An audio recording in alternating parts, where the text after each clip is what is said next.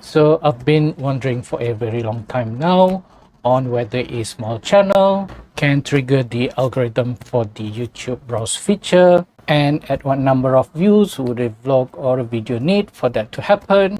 But unfortunately, I can't find the answer to that from any other YouTube channel. But now that I have several videos reaching more than 1000 views, I thought I'll go through the traffic sources data for my vlog and see if I can find the answers to my question. So if you're interested in that, keep on watching. Alright guys, if you're new here, my name is Saadon and I vlog about my life and my YouTube journey. Consider subscribing if you want to know what it's like to grow a YouTube channel and a bit about my life here in Kuala Lumpur. So you might be wondering why it's so important for a small YouTube channel to trigger the browse algorithm, or what is a browse feature in the first place. And to understand that, I will just have to show you guys my traffic sources for my whole channel. So if I go to the YouTube studio and if I click on the reach tab, then you guys can see here that my browse feature only constitute about 4.1% of my traffic sources. But if you watch any of the bigger YouTubers sharing their analytics, then you could see that their browse traffic would be higher, maybe around 30% to 50% of their traffic sources, or maybe even higher. So we definitely need to figure out how to get some of this traffic coming from the browse feature. And according to the Google support page, the browse features consisted of traffic coming from the home, subscriptions, watch later, trending and explore, and other browse features. So the way I understand it, the algorithm for the browse feature would control which thumbnail to be shown once the YouTube homepage was open or once a user log in to his account. And of course, you would want the algorithm to pick up your thumbnails so that more people would have the chance to click and to watch your lovely YouTube videos. Unfortunately, I don't know what the requirements are for a YouTube video to be picked up by the browse algorithm, but perhaps the video with the most traffic coming from the browse feature would give us a clue. Alright guys, to find the info about the video with a lot of traffic from the browse feature is quite simple really. You just need to go to the YouTube analytics, then go to the list of videos.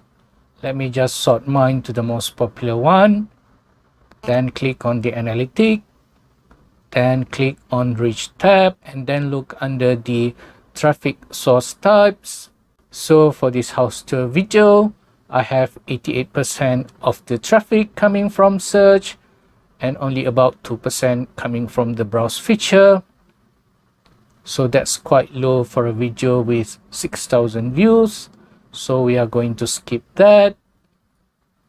Next, let's go to the second most popular video with 1.7k views.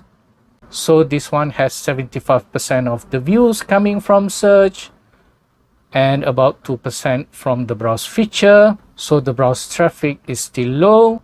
So let's move to the next one. And this is a vlog about me having a high tea at the KL Tower.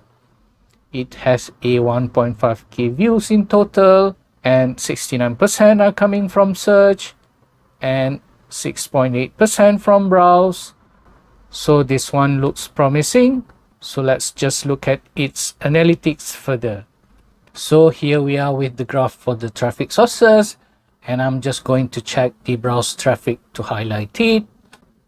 So we want to look at any sudden increase in the graph. So we can see here at the start at around the first or the second day of the upload, and a little bit here around the 100th day, and here around the 300th day mark too. So let me juxtapose that against the total view by clicking on the total view checkbox here. So that's more or less around the 300 views mark for the second jump in the browse feature. And for the other one, it is around the 1000 views mark when the browse algorithm kick in to give that little bit of a steeper increase in the browse views compared to when the browse algorithm was not really active. But notice guys that it was the search function in green that did bring me the bulk of the views all throughout. So anyway, from that little digging of my analytics, I would conclude that I've somewhat triggered the browse algorithm in the past. And so if I've done it once, then I'm sure I can do it again. It's just that what I need to do is to ensure that my click-through rate and my audience retention remain the same after the algorithm was triggered, so that the algorithm would continue to serve my thumbnails to my potential viewers. I imagine the algorithm for the browse feature would turn off once you got a low click-through rate and audience retention from the browse traffic. Anyway guys, let me just get the overall click-through rate and the average view duration for this vlog of me going to the KL Tower for high tea, so that you guys would at least have an idea on what to aim for. So the click-through rate was 7.6% and the average view duration was 2 minutes 21 seconds, and the average view percentage was at 42.2%. So it's likely that you have to have a click-through rate around 8% and an audience retention of about 42% to trigger the browse algorithm. Alright guys, so that concludes this episode of my vlog, and I hope this information will be helpful to you guys to figure out how to trigger the browse algorithm, or to find out whether you have triggered the algorithm for the browse feature. Also, don't forget to like, to comment and to subscribe, and I'll see you guys in the next video.